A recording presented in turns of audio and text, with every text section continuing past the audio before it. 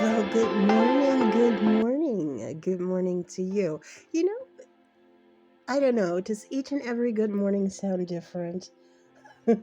Some sound kind of creepy. I say, good morning, how are you? And they say, good morning, good morning. Like, wait a minute. I don't know about that one. What are in these good mornings? And then there's am I? If you're wondering other than mad at me or what, I don't know. I think this is beautiful, right? Look at this. And these are Christmas lights because we're coming on the holiday. Of course, we know the Lord's holiday where people celebrate his birthday. Let's not lose perspective. But also, people like to decorate and put up these wonderful lights. And right here, we're just going through a couple of fascinating drive-bys with some lights that people have displayed for the Christmas holiday, usually before the Thanksgiving. One of my favorite movies, National Lampoon's Christmas Vacation. I don't know if you guys have watched that, but it's so funny. Especially the mega lights. If anyone ever didn't put up enough lights, he did. What did I can't even think of his name now. But it's Grisby or something like that. But he did, and boy, was it explosive! So that's one of the best movies to watch during the Christmas holiday. But they're just so beautiful. These are down some streets of America, and I was thinking, myself, I'm probably, although I've got only a couple more weeks. I'm editing and I have to find the exuberance to wake the heck up.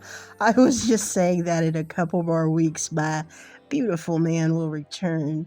And we're going to go through Zoom calls with the family. So I've edited that part because I was having a coughing hack. So back to the program. The technology to see everybody and kind of chime in and whatever. We're just thankful that we're here. That's the truth. So we're celebrating, but kind of in a different way. But I'll be there. I was just thinking, I want to go, to drive around here if I find anything. You don't know where I live, but I know where I live. And boy, there's not a dang dong thing out here but fields and dirt. But if I find anything, if I don't, I'll probably go just a tad bit farther. I know of some areas that have the best Christmas lights. I'm not sure if I will go there or not. Gas is expensive, very expensive these days. But at least we'll have this. One thing where I live I miss is I don't know where you guys live, but whenever the winter months come by, everyone tends to use their chimney rather than their electrical component, their heater, because as we know, fire is going to instantaneously heat up anything more than using electrics. So I don't know if where you guys live, and you can also, when holidays are coming around and moms are cooking, moms and grandmas and stuff like that. Hold on one second. Hold on. Okay. Moms and grandmas are cooking. Get back to what I was saying. And you're not going to have the window open because it's so cold. But I'll explain that smell and another smell.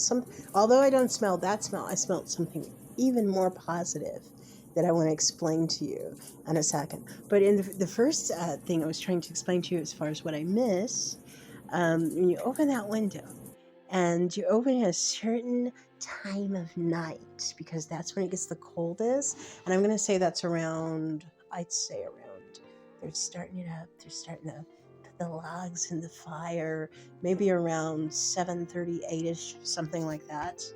And just imagine you're with your family. And this is kind of what we did when we're all together. And it's so brilliant, so beautiful, so warming. I know people think this is an overused word, cozy. And they just take that firewood and you see the glimpse of those sparks, those amber sparks, as you move it around with the urn, with the, the thing you move it around with, and you hear the crackles of the flame, there. And it's just, you hear that? I did some sound effects like that, some pictures so we can get in the moment here. And family's got a cup of their favorite hot drink. Ours, believe it or not, this is what we do to our hot chocolate. I don't know if you guys do. We put passion fruit mix in it, some marshmallows, and a little bit of extra chocolate bomb. And it has that kind of personable flavor. That's what I like, and that's about what 4 of my other family members like. And the honey just likes hot chocolate plain, nothing really in it. And just a little marshmallows. Tried to fuse that, and he's like, no marshmallows, but we got what we like. And we're sitting around that fireplace, and we're just telling, the best things that we're thankful for in life, and even if it involves that we're thankful because we did some little thing that made someone feel a little bit better. Like I was just watching a video about a lady who was at the grocery store, and she was the cashier was having a hard time for the day, and she could tell that, she could feel that.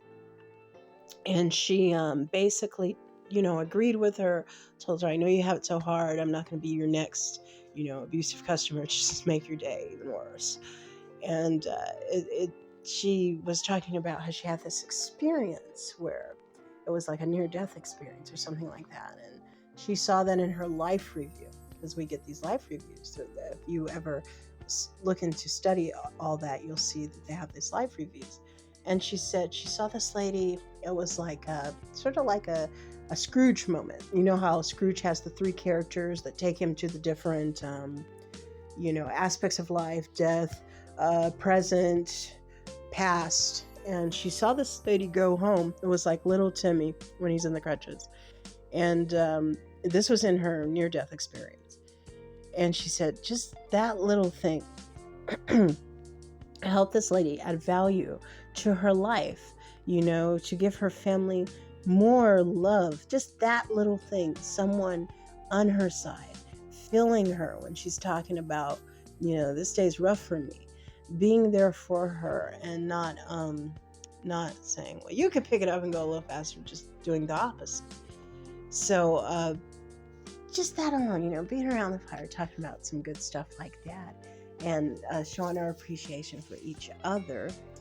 And it's something that cannot compare, and it's something you don't even have to pay for, because it's an emotion that's positive, that you're sharing from the warmest place. I hope you're not saying corny, because it's not. It's a good thing that you're sharing for the most warmest place of your heart.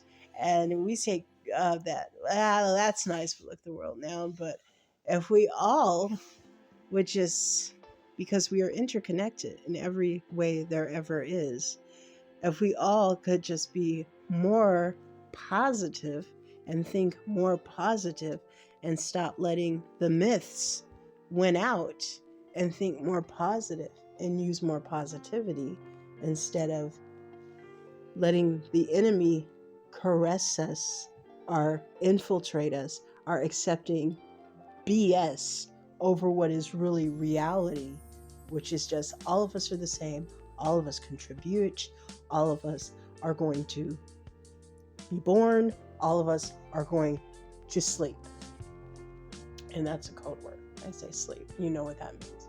So no one is not immune to those 2 things happening in life and afterlife. Everyone will have their chance to walk that mile.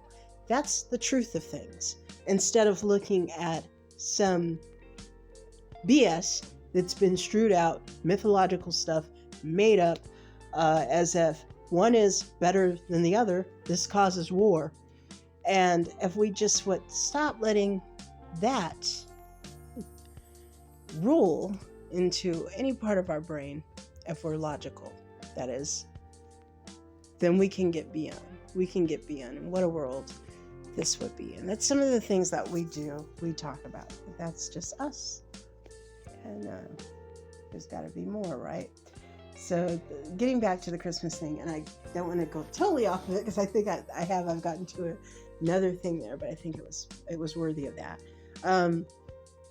Yeah, when you open up your window at that certain time at 7, and you see all those beautiful Christmas lights and stuff and everything, and you look up into the night, blue, dark satin sky, and you see all these diamonds peeking back at you, some of them sparkling closer to you than you would have thought.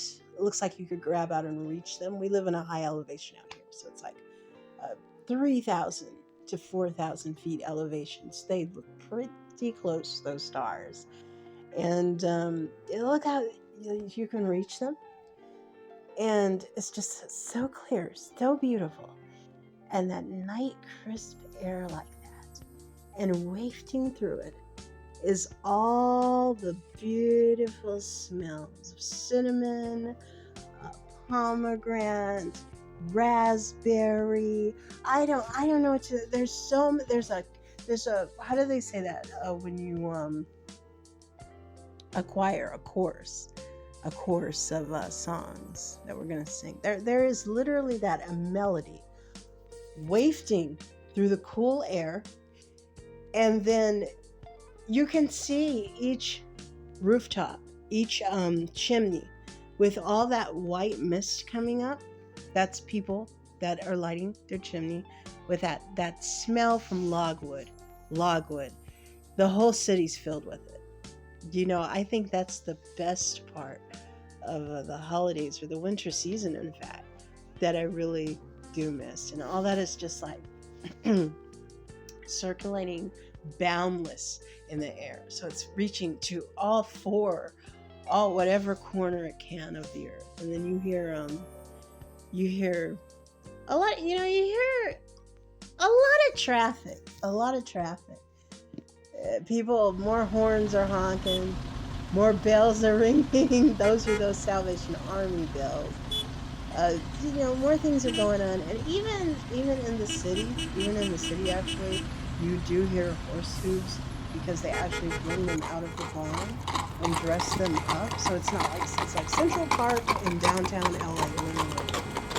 That they bring them from the barn and dress them up in the little sachets and the horse, these I don't know if you saw them before, but like horse boots that have white furry things at the bottom, and I don't even know what they're called, sorry. And the saddle is dressed all Christmassy and stuff, and the breast of the horse has like a Christmassy kind of thing, a jacket or whatever, and around its neck there's tons of bells. So this cluck down the streets where we used to live, they actually turned some of the streets cobblestone. So they put like a layer of cobblestone. You can see that there, of flooring. I know it's not flooring. I know I'm totally saying that wrong, but like a cobblestone, I guess, makeshift kind of thingamajiggy. I don't know what it's called.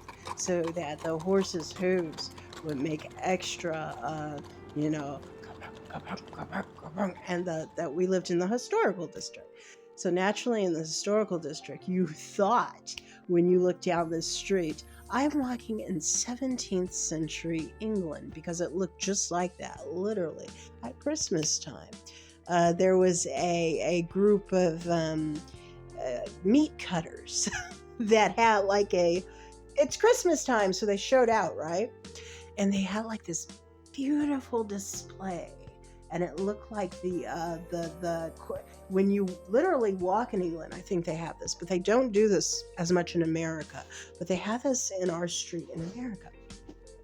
And it was these tons of hanging candied hams. They had a big old turkey that they had were frying, because some people do that, so they wanted the interest dip the turkey. Dip the turkey like a showcase. And then they had all these cheeses that were hung across the little windowsill. And you could, at the bottom here, because they know a lot of people do this too, like different types of cheeses. I think they have the port wines and the I don't know what they call it, a cheese board with all these different types. You can see their names here. Classics, the ones with the green onion and all this. I mean, you could go to this place, and we all get the holiday book. So we know it's time, Swiss Colony. And you don't literally have to go, because they had it literally in the front. And I mean, they made bucks here, because people were like, hey, we can get it fast. We can go right here. That along with the Graber House. And this is in Ontario. Ontario's Graber House, Olive House. Oh, wow. Look at their pictures here. And I'm not too sure they're still closed for COVID. I wish they weren't, because that would be one place I would drive. They really spruced up for the holiday. And they have the best, when you walk in the store, literally, again, you have gone back in time. So that they have dressed this whole area like this. They don't use the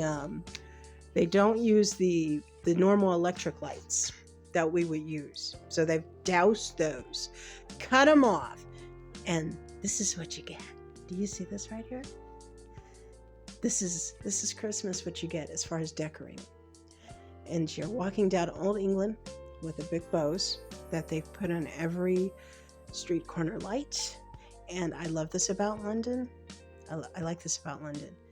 And then they have the glass lights that are really lit with a real flame. So this is what you're looking down with horse carriages down a couple street, and all the tasties or whatever you're gonna get for your holiday meal hung up on the window shelf for you to really get in the mood, and it did. So that's Christmas. And then they have these no one was willing to sit out and carol, but they had they have, of course, these speakers that play the Christmas music, like silver bells and all that you're getting ready for the holidays and all that stuff like that. So it was something. It's something. Now that was in the city. But when you live in the desert, okay, so we're in the desert now, but it's still good, because I wanted to explain something to you. And I don't know this plant, but when it rains, and I'm going to look it up right now because I don't know what this is. Hold on one second. Oh, yeah, I can do this here. I'm going to look it up right now, but when it rains, the desert has a plant. And I'm going to almost end this here. Rains, desert, plant, smells beautiful. And I just want to stay outside, and if it wasn't so cold, I think I would have did it. I think, and I know I'm not pronouncing this right, please forgive me, but you can see it. It's called creosote bush. If I could bottle this, and I don't think I can. The creosote bush is the common desert plant that smells like rain when it is wet.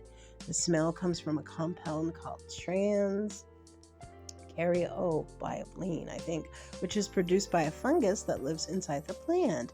Some people feel elated and relaxed by the smell, and other desert plants during the summer monsoon rains.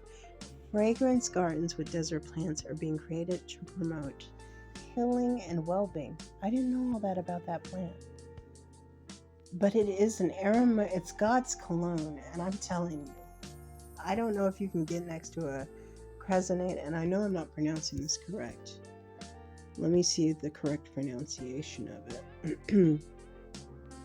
Let's see here. Pronunciation. If you could get next to that and smell it, it's God's cologne. There's so many things. Let's see how to pronounce it. Creosote. It's called creosote. Let's say again. Creosote. Creosote. creosote plant? What's the definition of it? It's carbonaceous chemicals formed by distillation of various tars and pyrolysis of plant-derived materials such as wood or fossil fuel. They're typically used as preservatives and antiseptics. Look at the power in them. Given that fires and fireplaces... Oh!